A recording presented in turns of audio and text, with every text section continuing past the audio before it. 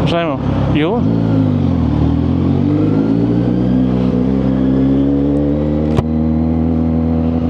Ayan na.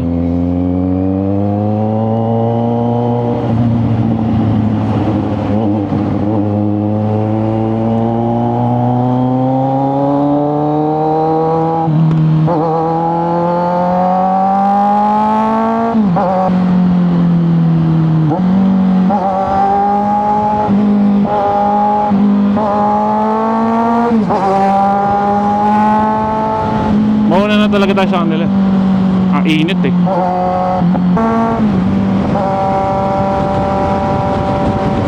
Hangin ah. Sarap. Tanggal init.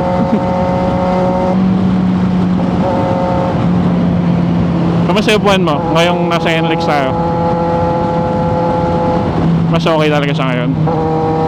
Hindi mo nararamdaman yung part na hindi tinanggal. Yo, good morning mga tito, mga tita. Ito, nasa ano tayo, dito na ako nag-intro sa NLEX. Boring yung sa simula, nagpagas lang naman kami.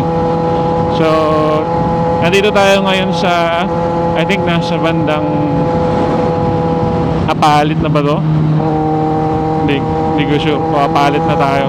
Pero, papunta tayo ng Bataan ngayon to visit yung ating mga elders or mga ating mga matatanda na wala na sa kanilang himlayan, ano?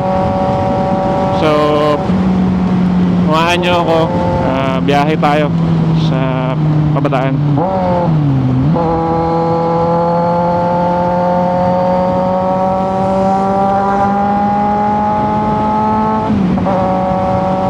Normally yung yung biyahe namin ay inabot ng 2 hours. Yung mga kasama ko nakasasakyan. So, syempre, iniwan na namin sila. Hindi na kami nag-convoy. Dahil sobrang init. Pinagbigyan tayo ng panahon. Hindi umuulan ngayon. But, to be sure, dala na rin kami ng kapote. Para iwas na lang. Iwas basang-basa. At, dire-diretso na kami nito. Wala nang stopover. May iba na lang kung tawagan kami para mag-CR.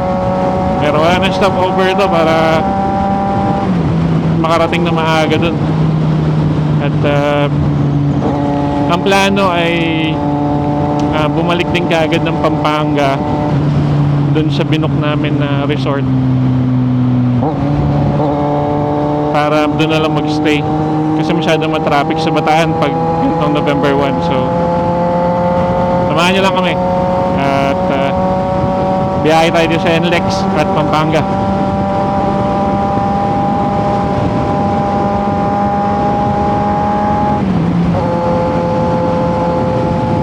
Dami rin bumibiyahe, no?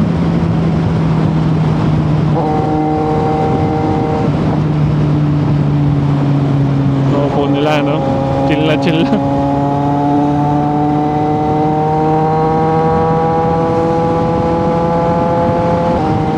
Ayan yung may bakal. Ayan.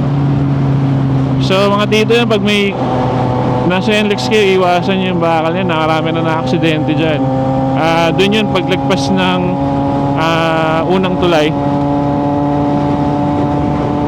iwasan nyo po yun. Ingat-ingat kayo doon, ha? Ride safe sa atin lahat.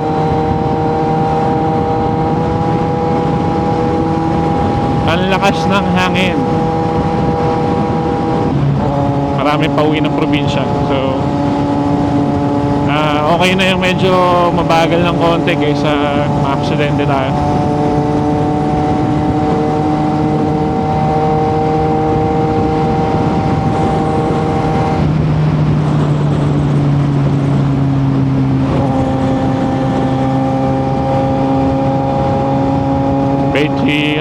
Bechi sir eh. Nakita niya kasi kakanan ako dapat eh nauna siya. Kaya sumenyos na siya. Ganda ng motor niya, classic Royal Enfield. I think yan yung 400 GT kung di ako nagkakamali. Paano niya nakikita yung nasa likod niya? May harang. O baka yan, yung parang sa train, yung hindi mo kita yung loob pero kita mo yung labas. Ano mo, mo, Transportify, na hindi nag-signal eh. Siguro kita niya nasa likod niya, yung parang sa mga tren, yung sticker ng tren na hindi sila kita sa loob pero kita-kita na yung labas. Init niyan.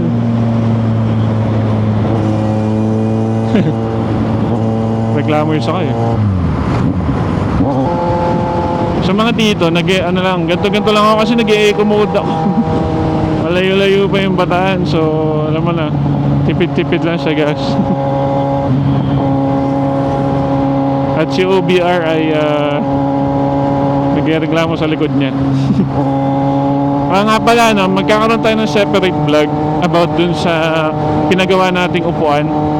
So dagdagan ko yung foam ng upuan sa likod at pinaayos ko yung tabas para si OBR or yung asawa natin ay hindi masyado masaktan pag umaangkas kasi masakit talaga yung stuck eh.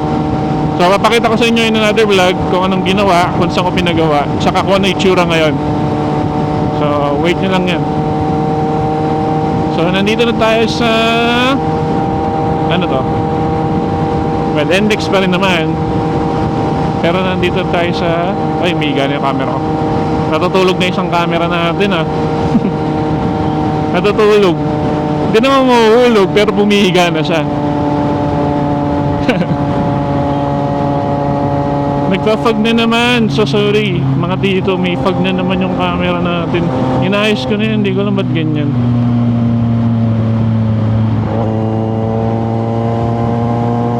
Nagpa-fog talaga siya. Pero pinunasan ko na yan eh. Dapat yata lagyan ko rin ng anti-fog yung camera. Kasi nagka-fog talaga siya Mamaya para na namang may something yung video niyan. Para may malabo. Itong isa hindi ko makita. Hopefully itong isa hindi. Sana itong isa lang kasi nakatalikod siya So ito i-enjoy lang natin yung ride Hindi tayo masyadong nagmamadali. 100, 120 lang. Marami rin tayong kasabay So nandito tayo sa may San Simon na lang 1 kilometer San Simon na. Ito ang sign na malapit na sa San Fernando. Pag nakita nyo na itong mga bentahan ng truck. Ayan. Dami yan dito mga bentahan ng truck. Tsaka itong mga ito pag ganito na yung mga puno sa kanan malapit na kay San Fernando. Yan 7 kilometers. Minuto na lang yan. Tsaka isa sa mga gusto ko pag nagmumotor yung ganito, nakakatingin-tingin ka sa paligid. Doble ingat ka pa rin syempre. Huwag mong tatanggalan tingin yun nasa harap mo. Pero at least pag ganito nakakalingon-lingon ka. Hindi ka gaya sa kotse na sobrang dapat focus ka sa harap mo Tapos may harang pa. So hindi mo makikita lahat. Dito medyo na-enjoy mo yung view mo. Doble ingat ka lang para hindi ka mamaya wala sa isip mo yung nasa harap mo.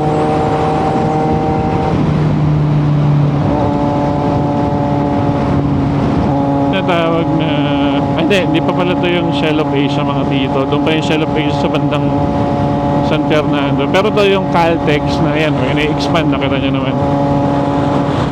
Marami ding dyan mga I think dito yung Adidas yung Adidas na outlet. So pwede kayo dyan. Gigilid tayo dito mamaya kasi hintayin natin sila. Ito ang baluarte ni Boss Reed. Dito siya umahataw.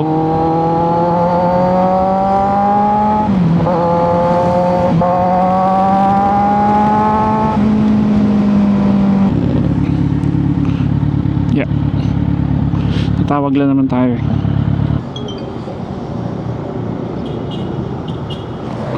Ayun, yun na pala.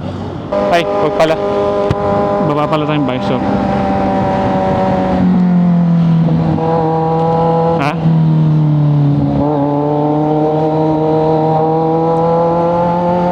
So mga tito, nandito tayo sa San Fernando, Pampanga. Nauna na yung mga kasama natin Kaso minto tayo. Kakahanap natin sa kanila. Nauna na sila. Pinisinahan na lang kami. So pinauna na namin sila. So naglagay na yata sila ng mga harang dito para pagbawalan yung malalaking truck umakyat. Ayan o. Kasi naman imagine mo naman na ano lang to, gaano lang kalaki tong tulay na to, tapos aakyat na ng mga 16-wheeler na truck, di ba? Prone talaga siya sa masira agad. Plus alam niya na, wag naman, no, bumaba yung quality ng mismong tulay dahil sa bibigat na umaakyat. So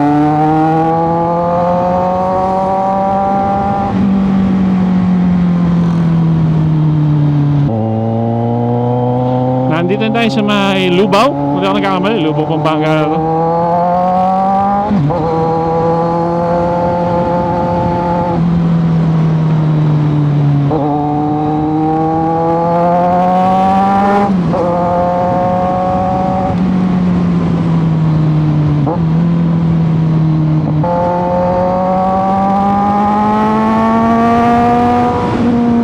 Yan yung view dito.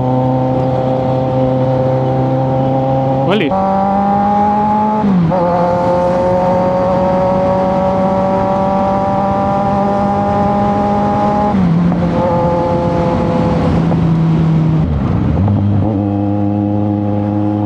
Dito pag may nagbibigay sa atin, no? For example, pinauna tayo ganyan o pinalusot tayo, I tend to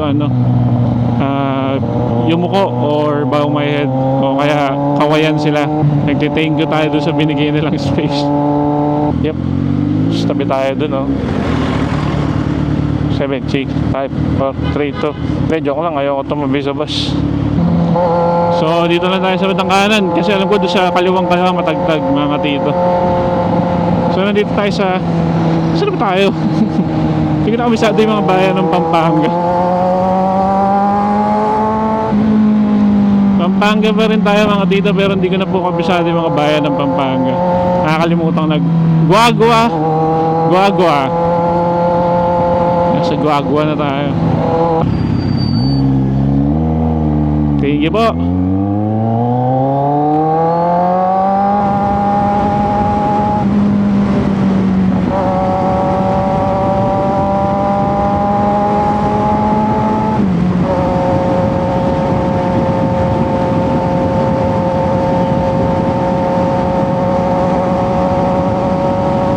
So mga dito tinetest ko rin yung yung battery life ng DJI Action 4 natin. So hindi pa tayo makapag-upgrade, kakabili lang natin nito tapos lumabas yung Action 5. So no muna. Wala namang major difference yung 4 and 5 eh. In-improve lang nila yung color quality. I don't think na mayroong pagbabago sa kanyang hardware. But hindi mo na makakabili nun, no? Bagong-bago pa to yung mga action cam natin. So tinetest ko ngayon yung battery lifespan niya. Though maraming beses tayo nakapunta ng iba-ibang lugar, no, na hindi nagpapalit. So ang masasabi ko lang sa battery nito Action 4, sobrang beefy rin talaga or talagang siksik din. Dahil minsan 3 hours na biyahe, actually wala pang biyahe, nasa parking pa lang ino-open up ko na siya. Bukas lang, hindi pa nag-record para sa hindi ko masyadong kumain ng memory. Pero tagal din talaga ng life span ng battery, parang 2 to 3 hours or more than 3 hours pa minsan. Kaya pa, hindi ka pa magpapalit.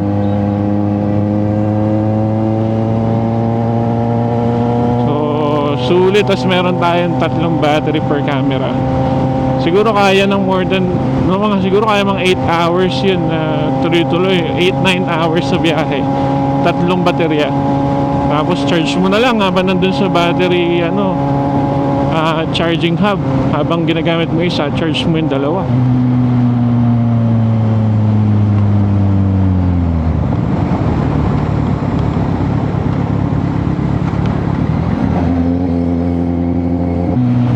Magba-bypass pa kaya tayo?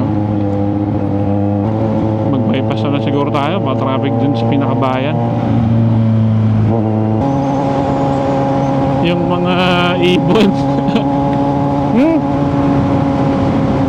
May insekto, kala ko papasok sa bibig ko.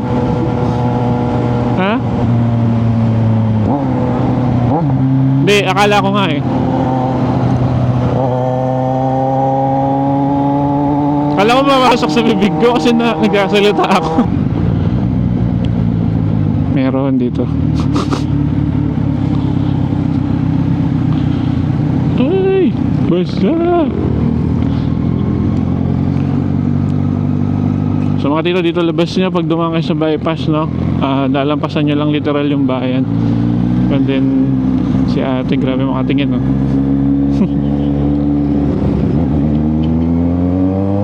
Kaya nga na-appreciate ni ate yung motor natin.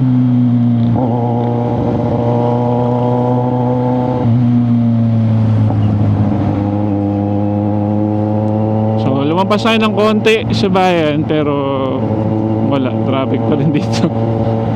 November 1, so nag-expect ako na maraming may bisita sa Puntod. Marami nasa labas ng bahay today. Ingat lang sa mga mag-ride. Ingat lang din sa mga uwi.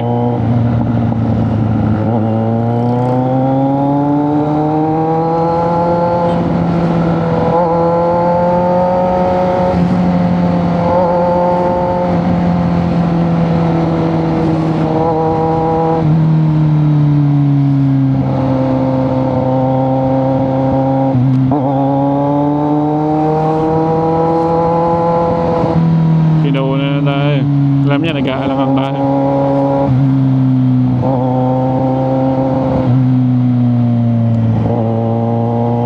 Kamay.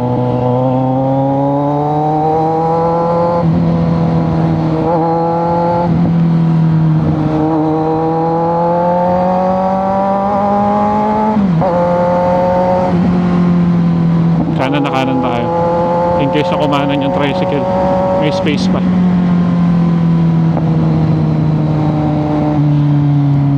Uya. Ha? Oo nga, may tatawid ba? May tatawid.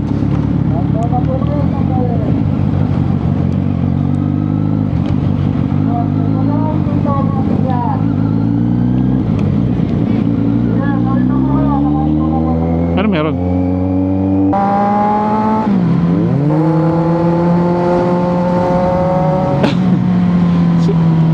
Oo.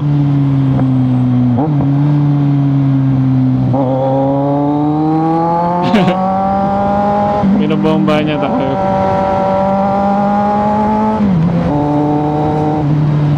Thank you! Labas na po tayo ng Pampanga. Tayo ay officially nasa Bataan na. Welcome to Bataan. Yung marker ng World War. Ayan. Going right, Olongapo, diretso, Bataan. So, diretso tayo, Bataan tayo.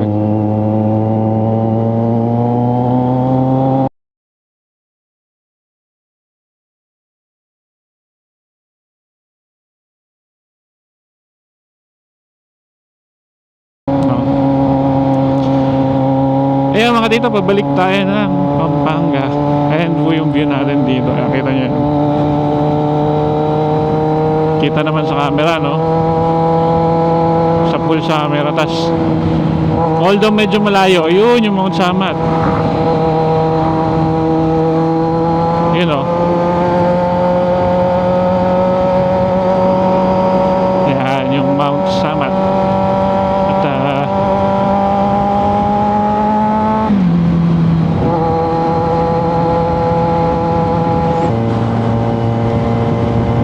itong bilis nila, oh. May speed limit dito. Hawak ka.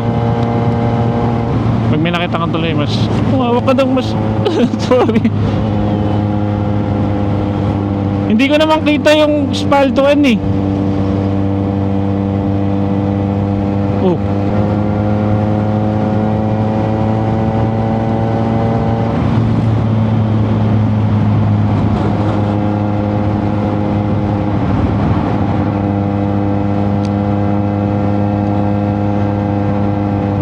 Ay, hindi ako napag-chat.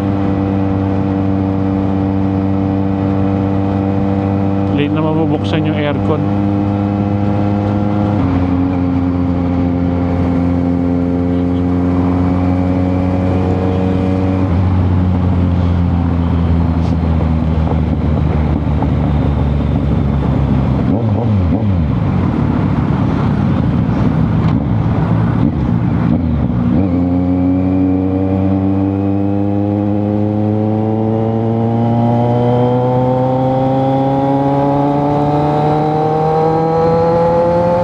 Nagtipid ka sa gasolina, nag-eco mode ka, eh bumomba ka.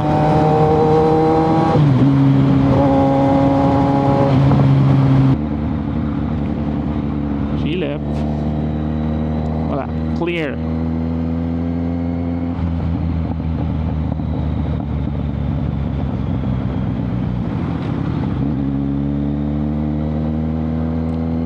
Clear, clear, clear.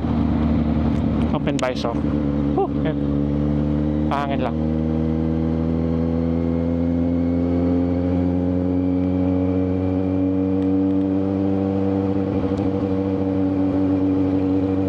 May bukasan naman sa ibabaw mo. Sa ibabaw na helmet mo may bukasan.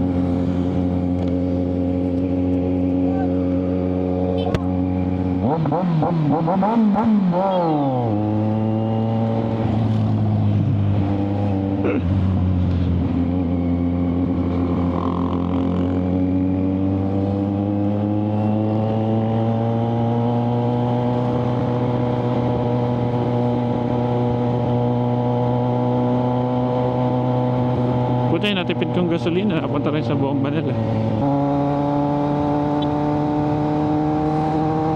Ganda oh, X-Force.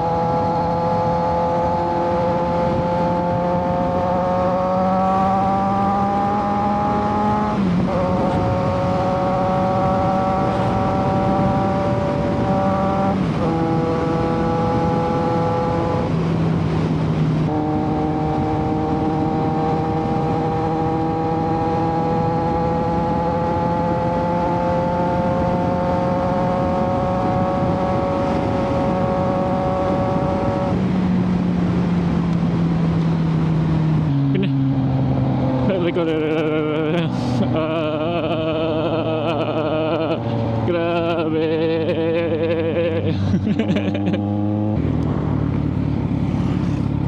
Dito si Reed eh. Dito lumalabas si Reed, Megadike. Oh, 60 pero puto binabakbak niya mo.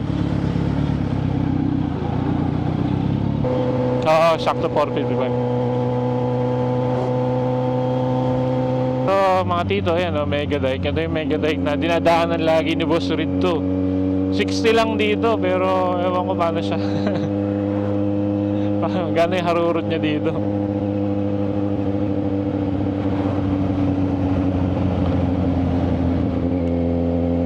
Nakikita natin lupa-lupa eh. May tasoy oh. Pabili po, chocolate.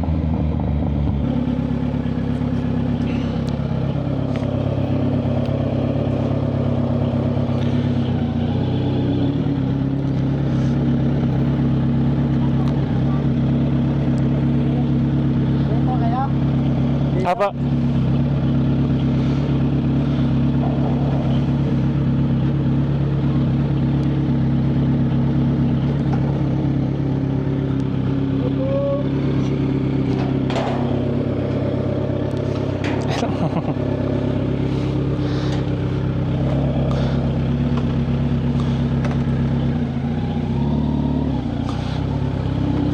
May isang sasakyan pa po?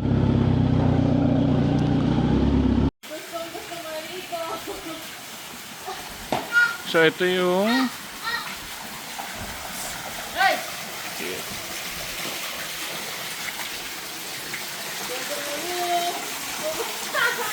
nasa maliit na pool. Tapos ito yung pangalan nyo. Yan.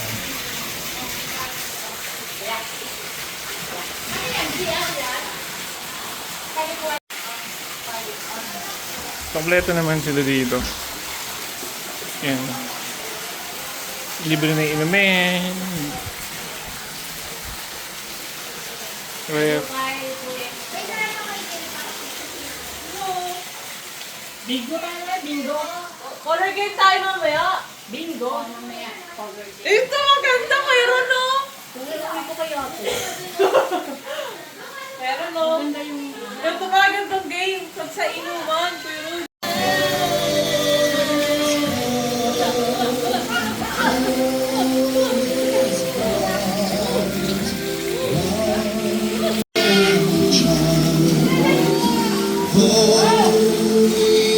Wow!